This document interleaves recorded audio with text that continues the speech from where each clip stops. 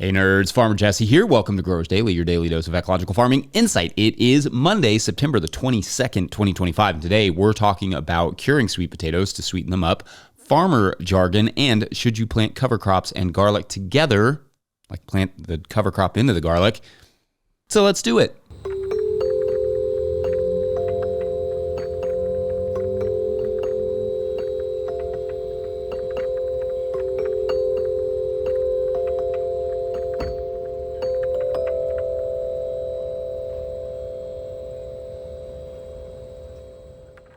All right, how about that cover of the theme song from YouTube channel Jen and Jay Do Stuff? That was, as they wrote, plunked out in front of the Baraboo, Wisconsin Public Library. Not sure if I said that name right. It looks like one of the many those like instruments you might see at a playground, which I love that. Very industrious. So shouts to them. All right, happy Monday, everyone. I hope you all had nice weekends. Mine was fairly laid back, honestly. Soccer coaching as usual took place on Saturday, and that was a lot. But Sunday was just hanging out with the family. I was doing my best to catch up on rest from the week before, which started out a bit hectic, as you will remember from some fun soccer parent stuff that we had to deal with. And it kind of stayed hectic all week, just busy with farm work and the show and all the other stuff. It was nice to have one day, no soccer coaching, just hanging out with the family, laughing at the forecast that said 70% chance of rain and none came.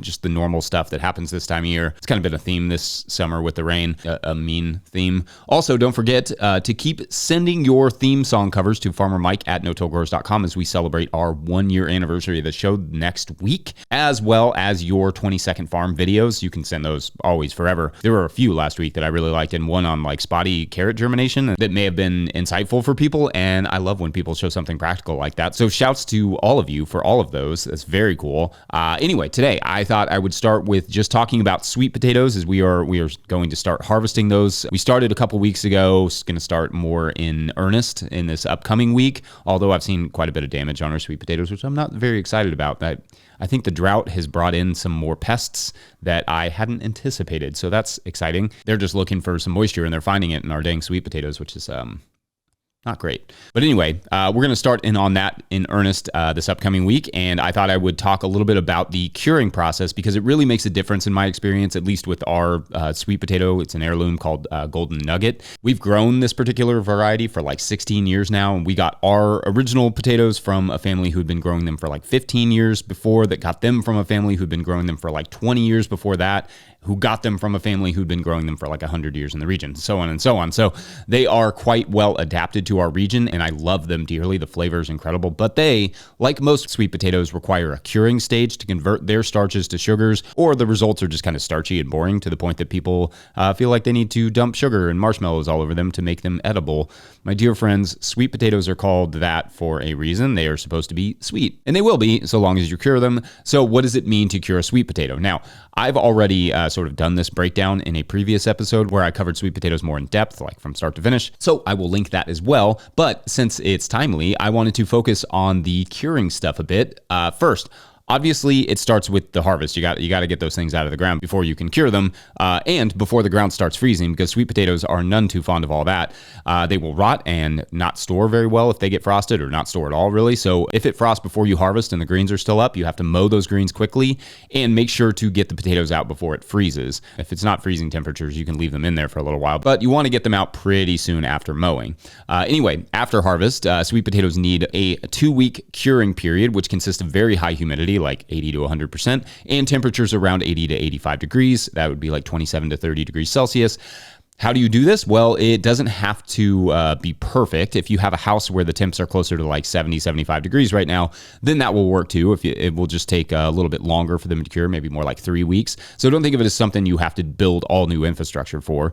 If you have a warmish place that you can keep them, that should work fine. Just throw some blankets over top to help with, trap the moisture that they have, and that helps with the humidity, or you can add a pan of water underneath that you kind of refresh every couple days to keep it from being gross. In fact, humidity is rarely an issue for us because Kentucky's pretty humid, and the blanket, we'll throw several frost blankets over top or whatever, that's usually sufficient. But as dry as it has been here this summer, I may also be adding a pan of water underneath just for insurance, because I'm not 100% sure that there's a whole lot of moisture left in those potatoes.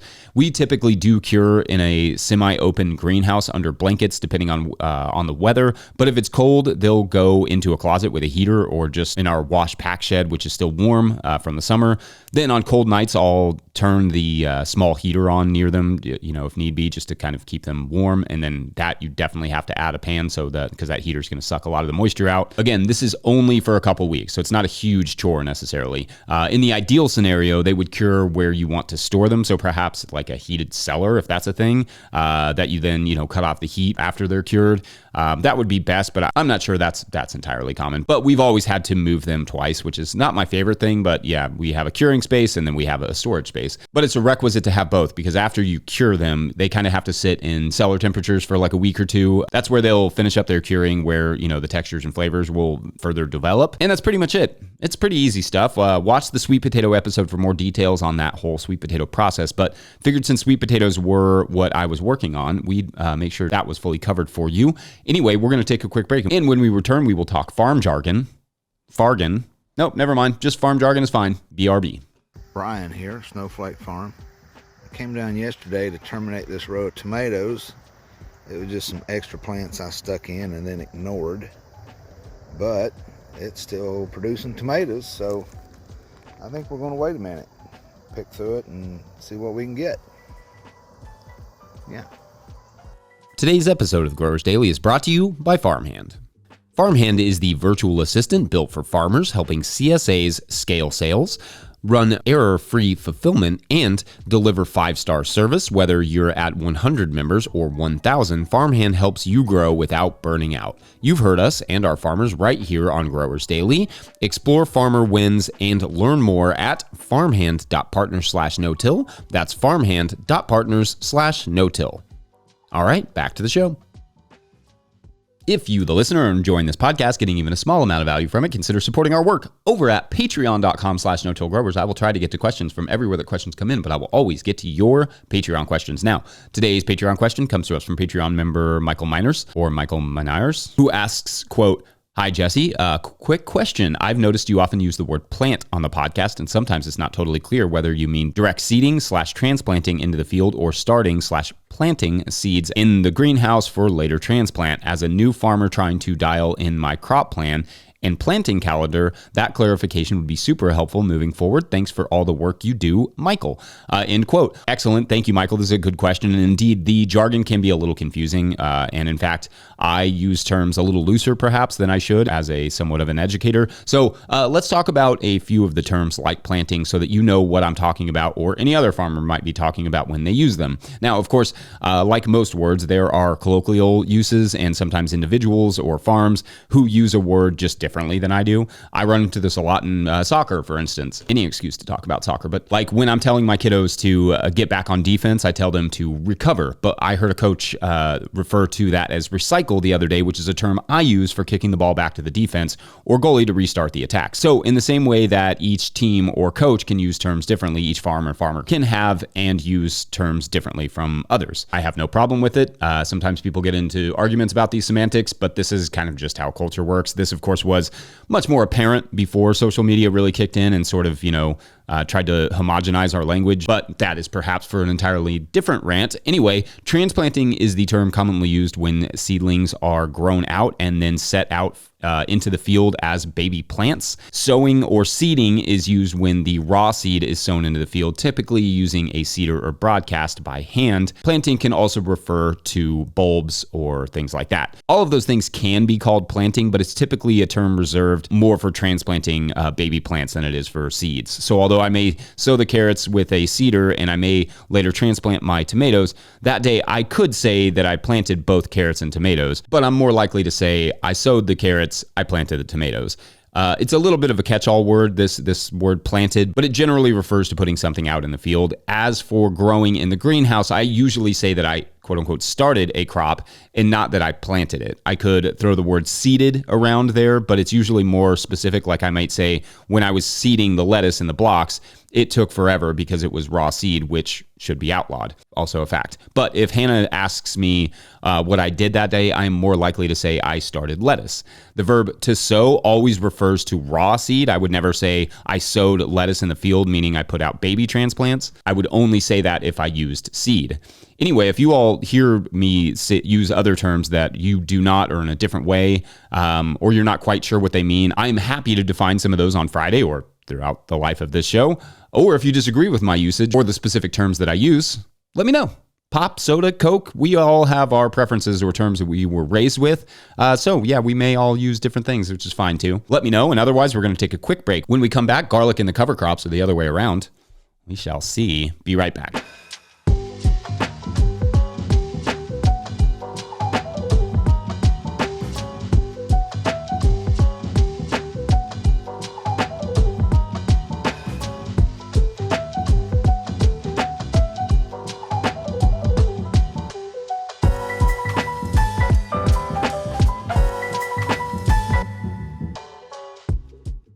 Farmer Claire Coleman here from the Winter Growers Podcast. Did you know that I also founded Real Farmer Care, a nonprofit that supports farmer well-being? From my own experiences farming, I knew firsthand that this type of support was missing from ag, so I decided to do something about it. As of today, there are over 500 farmer recipients of a $100 self-care award, with more applying daily. If you'd like to help, each $100 donated supports one new farmer. Visit realfarmercare.com to donate and learn more. Again, that's realfarmercare.com. All right, so a quick story time. I know I've probably told this story in several places, but a few years back, I got the bright idea to plant some Austrian winter peas in between my rows of garlic. Now, Austrian winter pea is a winter hardy pea, meaning it is not like the field pea, which is a winter killed type. The Austrian winter pea being winter hardy means it will survive the winters pretty readily. For that reason, I was only going to plant one bed that way, but like a 3-year-old standing next to a lovely white clean wall with a Sharpie in hand, I could just not help myself and ended up planting the entire patch with the Austrian winter pea interplanted into the garlic. Now, don't get me wrong, it was beautiful and the peas grew some of the best nodules I've ever seen, but I assumed I'd just be able to easily terminate the peas by cutting them or stomping them, and, well, I just didn't have the time. Once they started to take off in the spring, and the Austrian winter peas ended up taking over the garlic, much of it. Where I was able to kill the peas, the garlic did okay. Where I was not, the garlic was small, and I ran into some fungal issues because the lack of airflow, not to mention harvest was a nightmare because even my bad dreams involve veggies. So clearly, you shouldn't plant a cover crop with garlic, right? Well, this question came up over the No-Till Growers Forum recently, and I thought it would be a good one to touch on here. Speaking of that forum, don't forget that forum is there. And then it's everything from entry-level stuff to high-level market garden topics. Like I just saw in there recently, there's something like redundancy of online payment processing, and another one about help calculating yields for winter lettuce grown in East Tennessee Zone 7A. And then there's also stuff about just like, hey, help me, I'm wanting to start a farm, entry-level stuff. Anyway, I saw that garlic and cover crop question over there, and you definitely should not plant a winter hardy cover crop with the garlic at all. Don't do that. But a winter killed cover crop like field peas, so long as you get them in there on time. I know of growers for whom this has worked, and I am trialing it myself this year. Basically, the idea being that you prep the bed, so with a seeder, rows of winter killed cover crops, then punch your garlic in between those rows. However you plan to do that, you can do that, dig a long furrow and drop them in, or punch them in if the soil is loose enough or whatever. And you do that a week or two later, like after you sowed the winter killed cover crop and before that winter killed cover crop gets too big. So basically you want to see the winter killed cover crop, but you don't want it in your way when you're planting. And then you want it to grow tall, die, and then mulch the surface so the garlic can kind of poke through that. What you would want to avoid is planting your winter killed cover crops so late that it survives, because really young peas are extremely hardy. So if you plant them in, say, late October here, those winter peas are going to survive the winter like the Austrian winter pea did. No problem for them, but that would not be great for your garlic. Also, if you're going to try this, if you're going to try to plant a winter killed cover crop into your garlic, try it. Don't go out and plant every bit of garlic you have with another crop that you've never tried like I did with the Austrian winter pea. Every cover crop supplier is a little different. Every context for that cover crop is a little different. Your timing in your garlic will likewise be yours and yours alone. So is it possible? Yes. Just make sure the beds are clean of weeds before you do it, and that the cover crop gets in early enough and that it can terminate like a field pea versus an Austrian winter pea. Like for me, that's right now. I have to get those in, and I like the idea of planting it in rows rather than broadcasting it, because you can come in later and plant the garlic in between those rows. And with bulbs, again, the word is typically to plant, and you can do that without disturbing the cover crop or risking planting it too late. Yeah. What say you all? Have you all tried winter-killed cover crops in garlic? Had any success? Had any failures? Let us know, and we will tackle that on Friday. Otherwise, I think that's a wrap on this Monday. But before we go, we're going to get a quick word from our friends at Rimmel Greenhouse Systems. Whether you're growing tomatoes for market, flowers in the spring, or vegetables for your family, growing in a high tunnel protected from the weather provides the right environment for a harvest you can count on. Rimmel Greenhouses are strong, durable, and easy to assemble, offering the quality you need to grow productively year-round. The team of experts at Rimmel Greenhouse Systems will be your trusted partners to ensure you get exceptional value from your greenhouse or high tunnel investment. Visit Rimmel.com today to get growing. Don't forget, No Till Growers is now officially a nonprofit 501c3, so donations are tax deductible and greatly appreciated. Please make sure to like and subscribe and or follow wherever you're getting this podcast. That's an easy way to help us out. Enormous thank you to all of our show sponsors, and if you'd ever like to sponsor this show, you can reach out to Farmer Michelle at notillgrowers.com. Huge shouts to Willie Breeding for the theme music, Mike Hilbert for the production help and editing, and Jen and Jay Do Stuff and the, what was it called? The Baraboo, Wisconsin Public Library. Shouts to them. Hope they have a copy of the Living Soil Handbook. Also, shouts to Epidemic Sound for the background music that you can hear.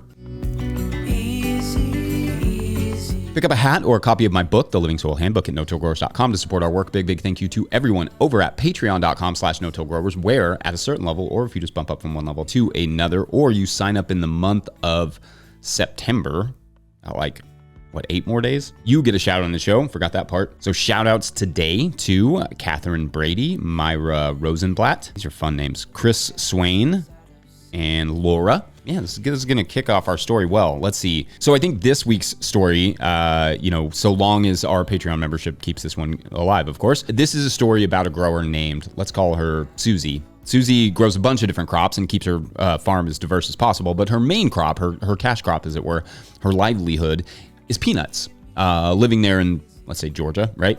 This is a crop that does exceedingly well. It needs a nice long season, but there in Georgia, that is no problem. Growing season is not something that they really lack for. But importantly, it isn't like the raw peanut that Susie is after. She's not selling it to a big wholesaler. It's the farm fresh boiled peanuts that she actually sells at the farmer's market from her own peanuts that really brings in the money and keeps the farm afloat. It's a generations-long tradition in Susie's family, and the seeds are heirlooms that are said to have come from George Washington Carver himself. However, one spring, Susie goes to fetch the seed to plant it, which she protects with everything she can think of, and discovers a large wild boar in the barn trying to break into the peanut seed cooler. Then the boar, startled, squares up with Susie like it's going to charge, and Susie finds herself trapped. And that is for tomorrow on Burled. Peanut story. That's what they call them, burled peanuts. Anyway, thanks for watching and or listening. We will check in on Susie tomorrow.